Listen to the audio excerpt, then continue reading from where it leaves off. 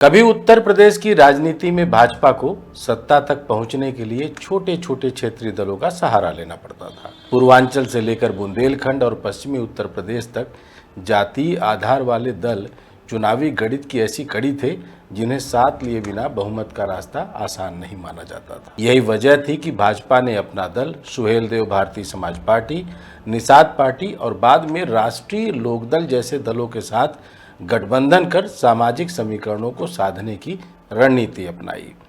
उस दौर में यह भाजपा की राजनीतिक मजबूरी भी थी और विस्तार की आवश्यकता भी। लेकिन पिछले एक दशक में भाजपा ने केवल गठबंधन नहीं किए बल्कि उन सामाजिक वर्गों के बीच अपना संगठन भी खड़ा किया जिन तक पहुंचने के लिए कभी उसे सहयोगियों की जरूरत पड़ती थी। पार्टी ने बूथ स्तर तक संगठन का विस्तार किया, स्थानीय नेतृत्व तैयार किया, लाभार्थी योजनाओं के माध्यम से प्रत्यक्ष संपर्क बढ़ाया और गैर यादव पिछड़े वर्गों के बीच अपनी अलग राजनीतिक पहचान बनाने की कोशिश की। इसका परिणाम यह हुआ कि जिन जातीय समूहों तक पहुंच कभी सहयोगी दलों के माध्यम से होती थी, वहां भाजपा ने धीरे धीरे अपनी स्वतंत्र राजनीतिक उपस्थिति भी स्थापित कर ली, या यूं कहें भाजपा ने अपने संगठन को आत्मनिर्भर बना दिया। यही वह मोड़ है जहां भाजपा की गठबंधन राजनीति का चरित्र बदलता दिखाई देता है। पहले सहयोगी दल भाजपा की चुनावी अनिवार्यता थे, अब वे उसकी चुनावी रणनीति का एक हिस्सा बन रहे हैं। राजनीतिक विश्लेषकों का मानना है कि भाजपा ने अपनी तत्कालीन चुनावी निर्भरता को धीरे धीरे संगठनात्मक आत्मनिर्भरता में बदलने का प्रयास किया है। इसी बदलाव के साथ गठबंधन की एक नई कसौटी भी सामने आई, स्ट्राइक रेट। अब किसी सहयोगी की राजनीतिक हैसियत केवल उसके सामाजिक प्रभाव या जातीय प्रतिनिधित्व से नहीं बल्कि इस आधार पर भी आंकी जाने लगी कि उसे जितनी सीटें मिली उनमें से वह कितनी सीटें जीतकर भाजपा की झोली में डाल सका। यही कारण है कि आज उत्तर प्रदेश में गठबंधन की राजनीति केवल सम्मानजनक सीट बंटवारे का प्रश्न नहीं रह गई है। यह प्रदर्शन, संगठन, वोट ट्रांसफर और चुनावी उपयोगिता की परीक्षा बन चुकी है। इसी बदलते राजनीतिक मॉडल को समझे बिना न तो भाजपा की वर्तमान रणनीति को समझा जा सकता है और न ही उसके सहयोगी दलों की बदलती राजनीतिक स्थिति को। नमस्कार, मैं डॉक्टर विजय शुक्ल। स्ट्राइक रेट का यह जो फंडा है, भाजपा ने सहयोगियों को कैसे परखा और अनुप्रिया पटेल अब भी सबसे आगे उसमें बनी हुई क्यों है? दरअसल उत्तर प्रदेश में भारतीय जनता पार्टी की गठबंधन राजनीति पिछले एक दशक में पूरी तरह बदल चुकी है। 2017 तक भाजपा का लक्ष्य अधिक से अधिक सामाजिक समूहों को साथ जोड़ना था, लेकिन 2022 के बाद पार्टी की प्राथमिकता बदलती दिखाई देती है। अब सवाल यह नहीं रहता कि सहयोगी दल किस जाति का प्रतिनिधित्व करता है, बल्कि यह रहता है कि उसे जितनी सीटें मिली उनमें से उसने कितनी सीटें जिताई। यही है भाजपा का स्ट्राइक रेट मॉडल। भाजपा अब सहयोगियों का मूल्यांकन 3 कसौटियों पर करती है।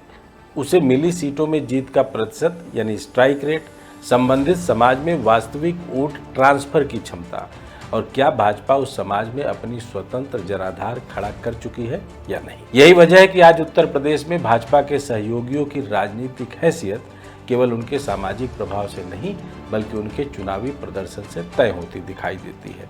सबसे पहले अपना दल एस आता है, जो भाजपा की सबसे भरोसेमंद सहयोगी बना हुआ है। यदि केवल चुनावी आंकड़ों को देखा जाए तो सबसे मजबूत रिकॉर्ड अनुप्रिया पटेल की पार्टी अपना दल एस का दिखाई देता है। 2017 विधानसभा चुनाव में पार्टी को 11 सीटें मिली और उसने 9 सीटें जीत ली। यह लगभग 82% का स्ट्राइक रेट था। 2022 में भाजपा ने अपना दल एस पर भरोसा और बढ़ाया। पार्टी को 17 सीटें मिली, जिनमें से 12 पर जीतकर उसने 71% सफलता हासिल की। लोकसभा चुनाव में भी भाजपा ने अनुप्रिया पटेल पर भरोसा बनाए रखा। मिर्जापुर और रॉबर्ट्सगंज जैसी सीटों पर अपना दल एस को लगातार अवसर दिए गए।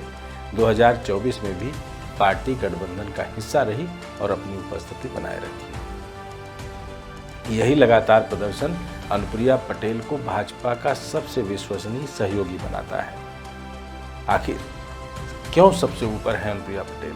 इसके पीछे केवल स्ट्राइक रेट नहीं बल्कि कई राजनीतिक कारण हैं। पहला, उनका जनाधार पूर्वांचल और विंध्य क्षेत्र में अपेक्षाकृत स्थिर माना जाता है। दूसरा, भाजपा और अपना दल एस के बीच सार्वजनिक टकराव अपेक्षाकृत कम रहा है, मतभेद होने के बावजूद गठबंधन बना रहा। तीसरा, कुर्मी समाज में भाजपा ने अपना आधार बढ़ाया जरूर है, लेकिन अपना दल एस की उपयोगिता पूरी तरह समाप्त नहीं हुई, इसलिए भाजपा उसे साझेदार बनाए रखने में लाभ देखती है। चौथा है, पार्टी की संगठनात्मक संरचना अपेक्षाकृत स्थिर है और उसका चुनावी प्रदर्शन भी निरंतर रहा है। दूसरे नंबर पर निषाद पार्टी थी सहयोगियों में, जिसने भाजपा के जनाधार को अपनी जीत का भरोसा बनाया। संजय निषाद की पार्टी को 2022 विधानसभा चुनाव में 10 सीटें मिली और उसने 6 सीटें जीती, यानी लगभग 60% स्ट्राइक रेट। हालांकि निषाद पार्टी का प्रभाव कुछ जिलों तक सीमित माना जाता है, लेकिन भाजपा ने निषाद समाज में अपनी पकड़ मजबूत करने के साथ साथ पार्टी को भी राजनीतिक महत्व दिया। इस मॉडल में भाजपा ने संगठन और सहयोगी दोनों को साथ लेकर चलने की कोशिश की। सवाल उठता है कि आखिर एसबीएसपी की कहानी अलग क्यों है। ओम प्रकाश राजभर की राजनीति का आधार केवल चुनाव नहीं, बल्कि सामाजिक पहचान भी रही है। राजा सुहेलदेव के प्रतीक के माध्यम से उन्होंने राजभर समाज में राजनीतिक चेतना विकसित की। 2017 में भाजपा के साथ रहते हुए एसबीएसपी ने सीमित सीटों पर अच्छा प्रदर्शन किया, लेकिन बाद में गठबंधन टूट गया। 2022 में समाजवादी गठबंधन के साथ एसबीएसपी ने 19 सीटों पर चुनाव लड़ा और 6 सीटें जीती। यह लगभग 32% का स्ट्राइक रेट था। इसका अर्थ यह नहीं है कि एसबीएसपी अप्रासंगिक हो गई है, लेकिन चुनावी दृष्टि से उसका प्रदर्शन अपना दल एस की तुलना में कमजोर रहा है। भाजपा का दूसरा कूटनीतिक प्रयोग अपने ही सहयोगी के समाज में अपनी पैठ बनाने का रहा है। भाजपा की राजनीति की सबसे बड़ी विशेषता यह रही है कि उसने केवल सहयोगी पर निर्भर रहने की रणनीति नहीं अपनाई। 2017 के बाद पार्टी ने राजभर, निषाद, कुर्मी, मौर्य, सैनी, शाक्य और अन्य गैर यादव पिछड़े वर्गों में बूथ स्तर तक संगठन खड़ा करने का प्रयास किया। इसका नतीजा यह हुआ कि जिन सामाजिक समूहों तक पहुंचने के लिए कभी क्षेत्रीय दलों की जरूरत पड़ती थी, वहां भाजपा का अपना नेटवर्क सीधा और मजबूत हो गया। यही कारण है कि अब सहयोगी दलों से पहला सवाल पूछा जाता है, यदि भाजपा स्वयं उस समाज में मजबूत हो चुकी है तो सहयोगी अतिरिक्त राजनीतिक लाभ कितना दे रहा है। अब सभी के मन में सवाल उठना लाजमी है कि आखिर भाजपा के लिए स्ट्राइक रेट क्यों बन गया है सबसे बड़ा हथियार। 2022 के विधानसभा चुनाव के बाद भाजपा गठबंधन के दो सहयोगियों अपना दल एस और निषाद पार्टी ने कुल 27 सीटों पर चुनाव लड़ा और 18 सीटें जीती, यानी लगभग 67% सफलता। इसके मुकाबले समाजवादी गठबंधन के कई छोटे सहयोगियों का संयुक्त प्रदर्शन काफी कमजोर रहा। यहीं से भाजपा के भीतर यह धारणा और मजबूत हो गई कि गठबंधन में सीटें सम्मान के आधार पर नहीं, बल्कि परिणाम के आधार पर तय की जानी चाहिए। तो 2027 का संकेत फिर क्या है? तो 2027 के विधानसभा चुनाव में सीटों का बंटवारा किन आधारों पर होगा, इसका कोई आधिकारिक संकेत अभी तक तो भाजपा ने नहीं दिया है, लेकिन पिछले चुनाव का अनुभव बता रहा है कि भाजपा कौन सहयोगी सबसे अधिक सीटें जीत कर लाता है, किसका वोट वास्तव में गठबंधन को ट्रांसफर होता है, किन सामाजिक समूहों में भाजपा का अपना संगठन पहले से मजबूत हो चुका है, किस सहयोगी का स्थानीय संगठन सक्रिय और टिकाऊ है, इन सबको तोलेगी और टटोलेगी। कुल मिलाकर अनुप्रिया पटेल अभी भी भाजपा की सबसे मजबूत और सबसे भरोसेमंद सहयोगी मानी जाती हैं। इसका आधार केवल उनकी जातीय पहचान नहीं है, बल्कि लगातार बेहतर चुनावी प्रदर्शन, अपेक्षाकृत ऊंचा स्ट्राइक रेट और गठबंधन की स्थिरता है।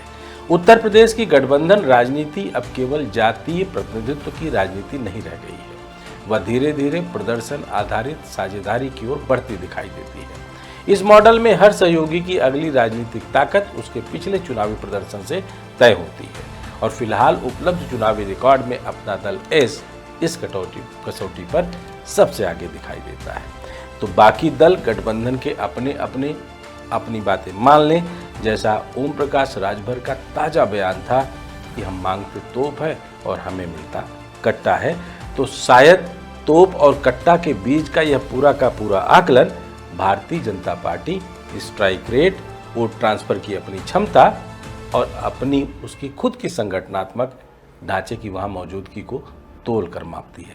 अगर आपको लगता है वाकई ऐसा है तो अपनी राय जरूर रखें, हमें बताएं, हमें सुझाएं। जय हिंद, जय भारत, वंदे मातरम।